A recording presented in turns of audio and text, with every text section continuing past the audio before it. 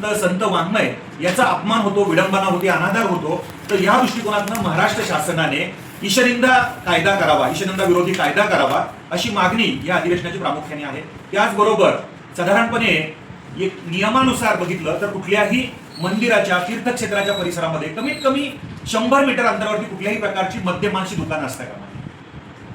आणि असं असताना सुद्धा आज तीर्थक्षेत्रांच्या ठिकाणी बघितलं तर अगदी मंदिराच्या परिसरामध्ये, म्हणजे आम्हाला अनेक वारकऱ्यांनी सांगितलं, मुक्ताईची पालखी येते, त्या पालखीतल्या आम्ही अनेक जणांना भेटलो, त्यांनी सांगितलं गेल्या वर्षी सुद्धा पालखी ज्यावेळेस पंढरपूरमध्ये एंट्री करते त्यावेळेस आम्हाला तोंडाला रुमाल लावून जावं लागतं. त्याच काल रस्त्यावरती आजूबाजूला मद्यमांची दुकानं आहेत आणि ह्या गोष्टी कुठेतरी थांबल्या पाहिजेत. केवळ 8 दिवस वारीच्या कालावधीत मद्यमांची दुकानं बंद करून चालणार नाही, तर ती कायमस्वरूपी बंद झाली पाहिजे. त्या परिसरामध्ये ज्यांना खायचंय, आवड आहे, त्याला कोणी विरोध करत नाही, ते गावाच्या बाहेर असावं, कमीत कमी 5 किलोमीटर परिसरात दुसरीकडे कुठेही करावं, परंतु वारकऱ्यांच्या आणि हिंदू बांधवांच्या तीर्थस्थानी मद्यमांची दुकानं असता कामा नये ही मागणी आपण करतो आहोत. काही अंशी या संदर्भातली जागृती झालेली आहे, सुरुवात झालेली या संदर्भात. दुसरा महत्वाचा मुद्दा की या संदर्भातला ईशनिंदा कानून कायदा हा यावा ही आपण यामध्ये मागणी करतो आहोत. आणि या अधिवेशनातला एक प्रमुख महत्वाचा मुद्दा आहे की वारकरी संत हरिभक्त परायण जी आमची मंडळी आहेत, आपल्या बांधवांना जागृत करण्यासाठी सप्ताहामध्ये असेल किंवा अन्य कार्यक्रमांमधून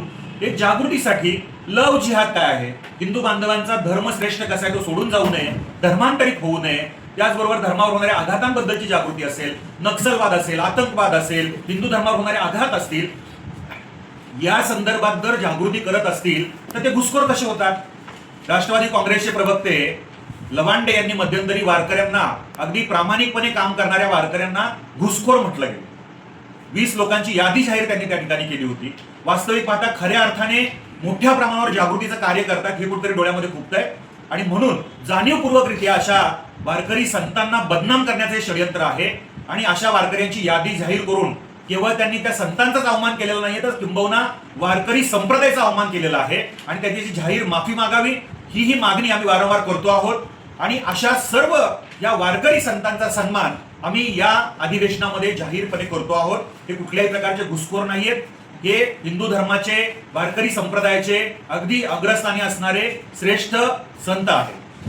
आणि यांना एवढीच जर काळजी या लवांडेंना आणि त्यांच्या मंडळींना, तर आमचं जाहीर आवाहन आहे की वारकरी संप्रदायामध्ये खऱ्या अर्थाने जी घुसखोरी झाली त्याच्याबद्दल बोलून दाखवा तुम्ही.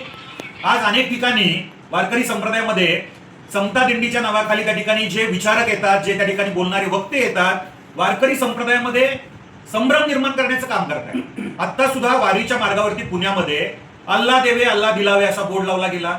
तुमची जर खरंच प्रामाणिकपणे इच्छा आहे, तुम्हाला खरंच वारीचं पालखीचं स्वागत करायचंय, तर तुम्ही संप्रदायाच्या अनुषंगाने वचनं लावा ना.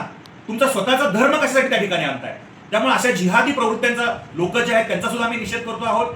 गेल्या वर्षी भवानी पेठेमध्ये एक 20x10चं एक मोठं होर्डिंग लावलं होतं. मी स्वतः त्या ठिकाणी होतो, बघितलं त्या ठिकाणचं. तर तिथं काय लिहिलं होतं, तर अल्लाह के सिवा कोई माबूद नाहीये. आता याचा अर्थ कळत नाही आपल्याला.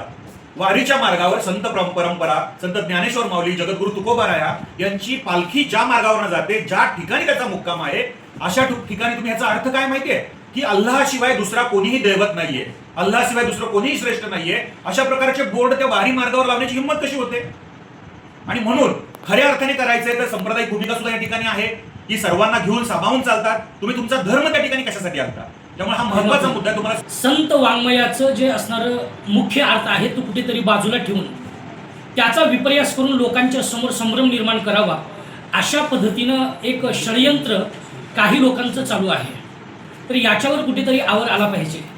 दुसरी महत्त्वाची गोष्ट, जे काही थोडं प्रकरण झालं, मी थोडा हात घालतो, अल्ला देवे अल्ला दिलावे हे जे काही प्रकरण घडलं, खरं पाहायला गेलं तर तुकोबारांचा याच्या पाठीमागचा भाव काय आहे हा भाव बाजूला ठेवून कुठेतरी एका धर्माला असणारं मध्यस्थी करून धर्मामध्ये तेढ निर्माण करणं हे सुद्धा खूप मोठं चुकीचं असणारं षडयंत्र. वारकऱ्यांच्या सर्वात महत्त्वाचा असणारा पालखी सोहळा हा विषय आहे आणि या पालखी सोहळ्यामध्ये कोट्यावधी भाविकांचं लक्ष लागलेलं असतं. अशा ठिकाणी असणाऱ्या वारकऱ्यांच्या बुद्धीचा भेद केला जातो.